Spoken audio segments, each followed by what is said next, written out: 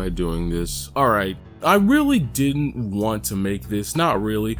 Don't worry, I'm not gonna become the Byler channel, but there were a few things that I missed in the last video, and I figured let me just get them out of the way. It involves things that I saw going on in Stranger Things fan communities, but listen, I'm gonna be blocking out names. I'm not gonna be showing anyone's accounts, because although I have a small audience, I don't want anybody to go and harass these people. I don't want anyone leaving hate comments or whatever and doing it thinking that you're like defending my honor or whatever. Please don't do that, sincerely. With that out of the way though, I wanted to show you guys some posts to show why I said it's gotten out of control. First is this person saying, so the Duffers are homophobic, misogynistic, and crap writers. Now, I will not disagree that the Duffers are crap writers. Like, for everything that they put out that's great, there's something to follow it right after that's like, you just introduce plot holes, you messed it up.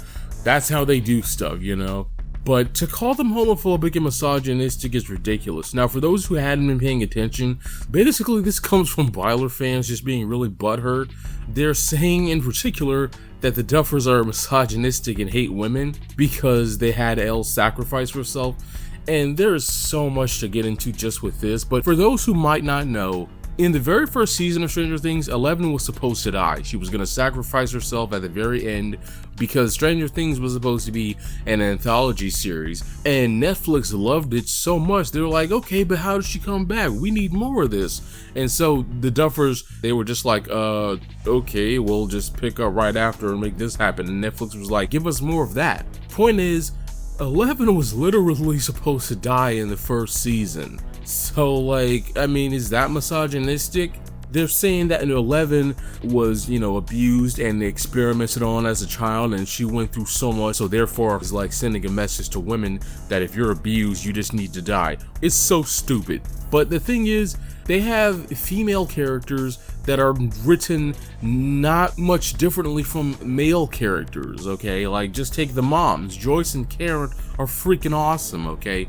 I saw this one post, how nobody congratulated Karen or said like, whoa, way to go, Mrs. Wheeler, when she put the oxygen bottle in the washing machine and took out 3 freaking demo dogs, because everyone just accepted that's what moms do. The moms in this show are freaking great. When season 1 was out and everyone was calling Joyce crazy, even Jonathan, and she went and did all this crazy stuff to try and communicate with her son, and she tore down her own wall, she was willing to enter the Upside Down to go find Will. And even Nancy, in my opinion, is one of the most interesting characters because of how flawed she is. Like, Nancy is headstrong, but like, she's not stupid, and she's not just straight up reckless or anything. The female characters in this show are written with depth, and they're not just damsels. And they're saying the Duffers are homophobic because they didn't make Byler canon.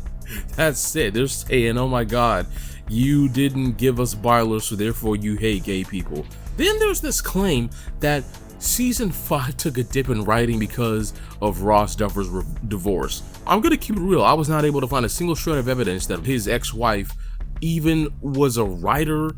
They say that she was writing on season 1 through 4, and then they got divorced, and he decided to deliberately make Byler not happen because he was going through a divorce, and she wasn't there to ghostwrite for him. I was not able to find a single shred of evidence that she wrote anything on this show. I just wasn't. It seems like literally just a fan theory because people saw that she directed The Fear Street, and people just assumed that she was writing for him. If there is evidence out there and you know about it, please let me know, but I wasn't able to find anything at all linked back to Reddit posts and tweets, and that's not evident, dude. Now, I will say it wouldn't shock me if she was like giving input, if you would bring stuff to her and she would suggest like, well, maybe if you wrote it this way, or maybe you should try this. But to say that she was ghostwriting on the series, I just haven't found any evidence for that. I'm sorry. And this next one, this person is saying, you took the only thing I had to look forward to in life. F you forever, sincerely. Okay, let me say this. Let me take this approach. For Byler to be the only thing that you have to look forward to in life, there's something seriously wrong that no show could ever fix for you. This is a lesson that people in general need to learn. Social media is not your therapist. When something goes wrong in your life, big or small, the first thing you do is open your phone in freaking portrait mode and film yourself having a meltdown. Not a great look.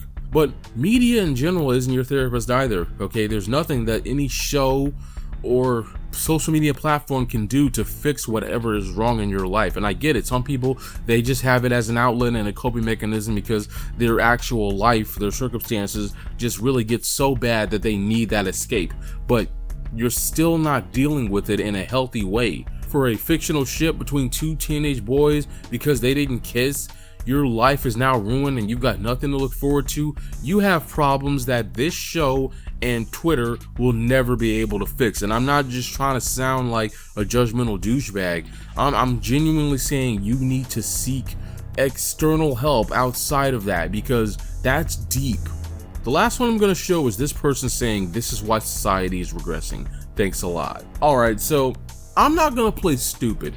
I'm fully aware of why they're saying this. In Stranger Things fan spaces, there's been a narrative going around that Byler didn't happen because Netflix and or the Duffer Brothers capitulated to quote-unquote bullies and homophobes. And the thing is, this just doesn't add up, okay?